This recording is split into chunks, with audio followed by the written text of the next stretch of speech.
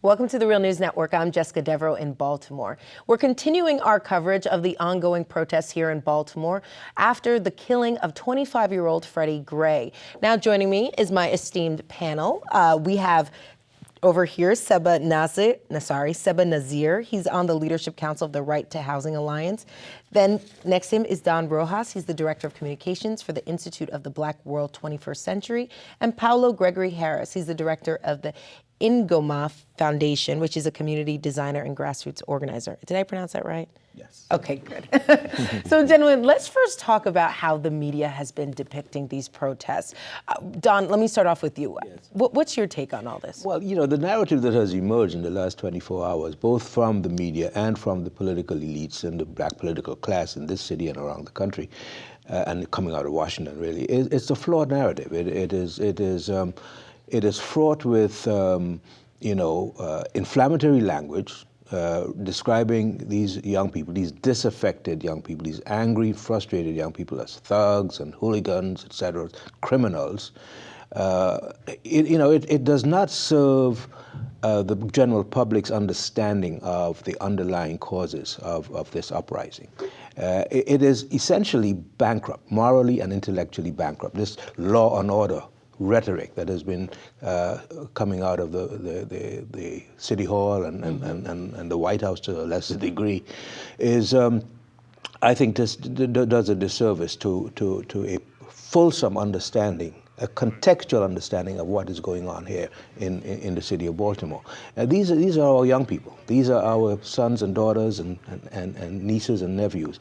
These are young people who really have no visible prospects for a bright future for themselves because society has failed them, because the public policy makers in Annapolis, in the city of Baltimore, and in Washington, D.C., that's where the real thuggery is. The thuggery is in a system, a systemic destruction of opportunities and hopes of a young generation. Paulo, you were on the streets last night. You were telling me about this amazing experience you had. Can you just describe it for us? Well, I really want to pick up on that. I feel very similarly that the context of where we've come has created this space. And I also want to compare it to a demonstration that I was at in October that was in response to the Ferguson issues and the other things that have been going on around the country. When we were demonstrating in October, the police at one point actually contained the group using the buildings on either side and then blocking the street at both front and back, leaving no access whatsoever for the protesters, which to me is like creating a pressure cooker. And if you really don't want an incident to happen, if you're going to bottle that steam up, it's going to have to go somewhere. So the likelihood of it moving into a negative situation is very high. And I think that is really a metaphor for what's been done to the culture as a whole, that we've really bottled up these poor communities, put all this pressure on, given them no outlets, no access to resources, no access to recreation, no access to jobs, no access to real education. And so we've created these pressure cookers that are pressing down on these communities, and there's no way you can do that for generations. It's amazing, and I really want to lift up black folks as a whole as having been able to be in a pressure cooker perpetually for 300 years. That's some amazing strength. And so what I see has happened in that pressure cooker, if you keep pressure on long enough, you turn that coal into a diamond. And what I see happening in the communities in current times is something very different. And last night at New Shiloh Baptist, where Freddie Gray was laid to rest, there was a call that went out by the pastor and other pastors that were invited for the clergy and for men to come down to support peace and to bring something different to what was happening in the storm of the pressure cooker explosion last night. So we lined Monroe Street right outside of New Shiloh, and locked arm in arm and moved down the street singing a powerful song. We turned the corner and we were met by the police with their shields, with their masks on, and they started advancing towards the wall of us, in a sense, creating that pressure. There was a call from one of the pastors to say, it's time to get down and pray. We all dropped to our knees, literally, and started praying, and the police stopped. We then turned around and we started moving in the other direction, and over a long period of time, head back to the church. When we arrived at the church and we were about to close out, there was a final prayer and there was a final call from one of the pastors that said that we need to begin reaching out to the young people in this community on a regular and powerful basis. Someone from the crowd said, well, there's young people here, and the crowd turned around and there was a black Nissan Pathfinder filled with folks wearing the scarves of the Bloods, standing on the car, hanging out the windows of the car. Bloods are a gang, just so people who Bloods are a gang, yeah. you don't know. And so the group immediately started moving around that car and reaching their hands up to these young people to take their hands, and they reached their hands back. And then the young people climbed out of the windows and off of the car.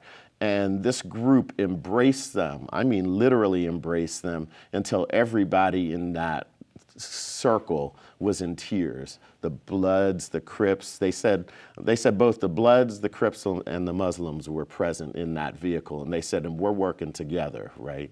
And there was a transformative moment. And last night as I was watching the TV, those young people that were in the car were also at the press conference with Billy Murphy last night and the Gray family. So to me, that's the new kind of leadership. It's not blaming. It's not pressing on these young people. You know, we're doing these things like ceasefire and you know, where we're lining up the most dangerous young people, quote unquote, and really pressuring them as hard as we can.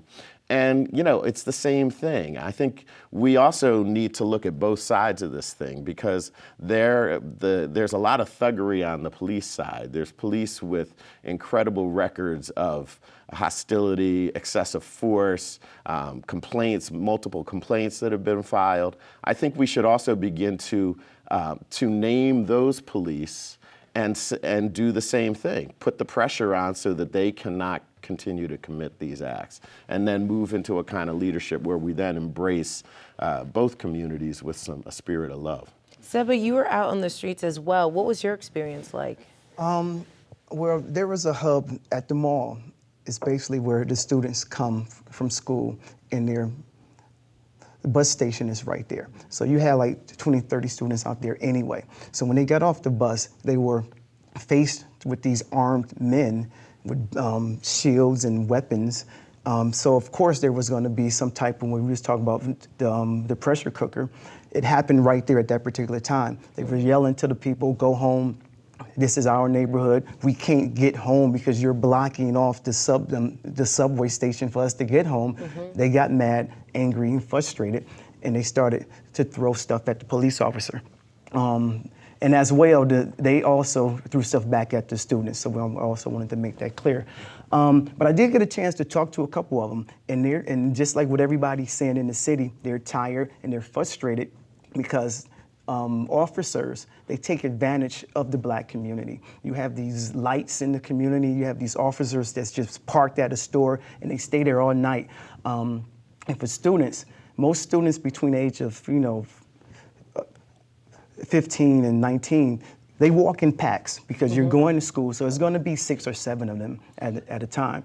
And they always go home, they can't go to stores, you need to go home, and stuff just constantly happens to them, and they're frustrated and they're angry at the police officer, as well as the city, and they decided to do something about it. Now, they didn't do it in the right way, but they did fight for their rights, and they felt at the time what they was doing was right, so.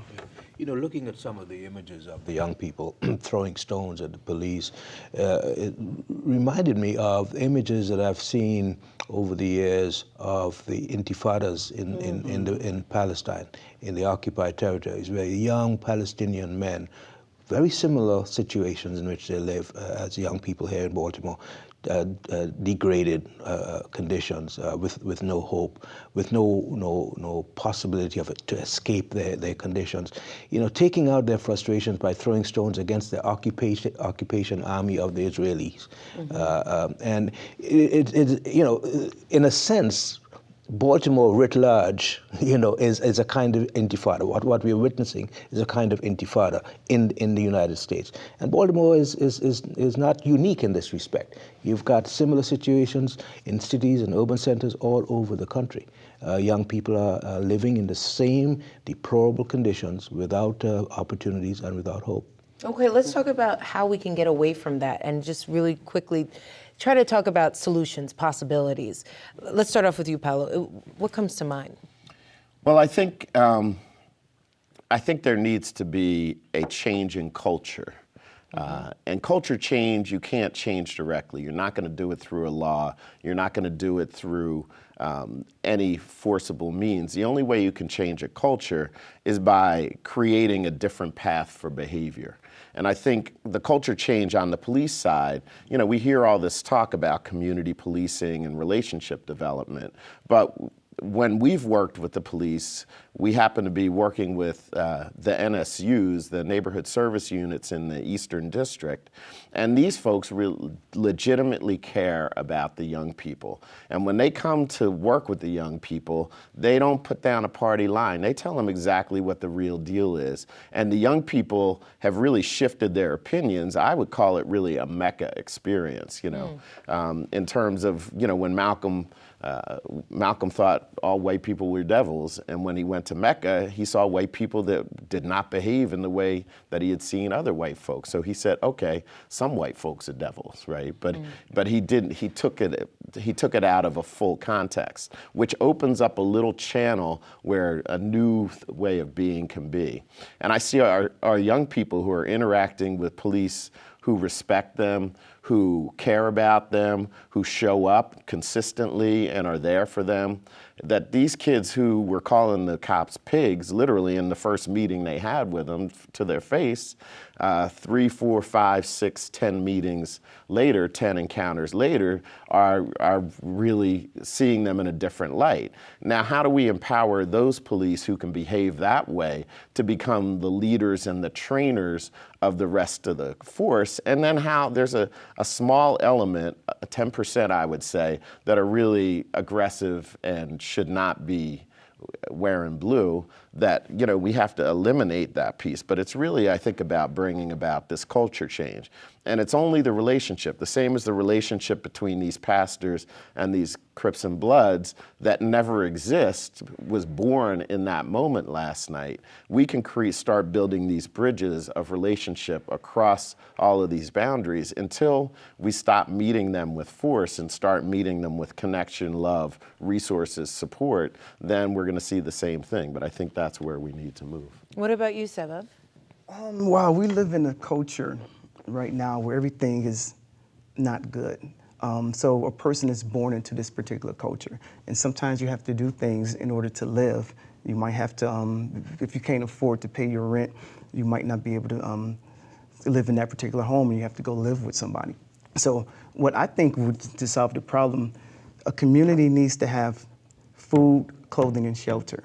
If you don't have those particular things, you're going to be frustrated and you're going to be angry, and you can't make the moves that you should be able to make in this particular world. You can't pull yourself up by your bootstraps if you don't have any boots. You have to be able to have food, clothing, and shelter. And once we get those 3 needs in order, then that particular household would be able to live, and they can be able to survive in this particular society. Okay, so that's like the government stepping in and making sure that that's a basic human right for everyone. Yes, exactly. Okay. Yeah, Okay. A person should be able to eat, they should be able to live, and they should be able to have something on their back for clothing, and it shouldn't be something that's we have to go and get. It should be, if that person doesn't have it, we should be able to give that to that particular family. Okay, Don, just really quickly. Yes, yes.